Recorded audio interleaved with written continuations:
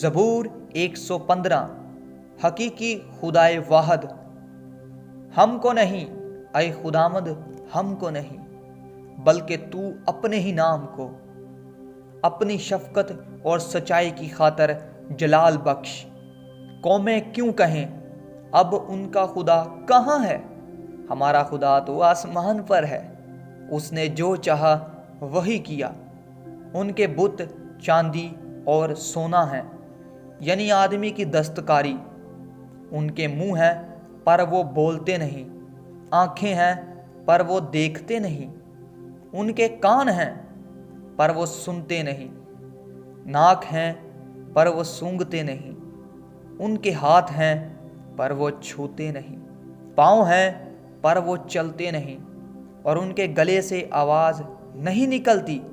ان کے بنانے والے انہی کی مانند ہو جائیں گے، بلکہ وہ سب جو ان پر بھروسہ رکھتے ہیں۔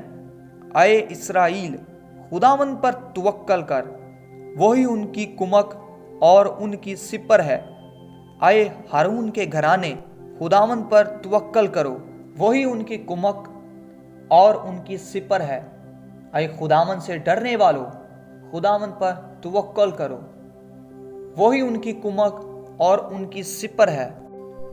خداوند نے ہم کو یاد رکھا، وہ برکت دے گا، وہ اسرائیل کے گھرانے کو برکت دے گا، وہ ہارون کے گھرانے کو برکت دے گا۔ جو خداوند سے ڈرتے ہیں، کیا چھوٹے کیا بڑے، وہ ان سب کو برکت دے گا۔ خداوند تم کو بڑھائے، تم کو اور تمہاری اولاد کو۔ تم خداوند کی طرف سے مبارک ہو، جس نے آسمان اور زمین کو بنایا۔ آسمان تو خداوند کا آسمان ہے، لیکن زمین اس نے بنی آدم کو دی ہے۔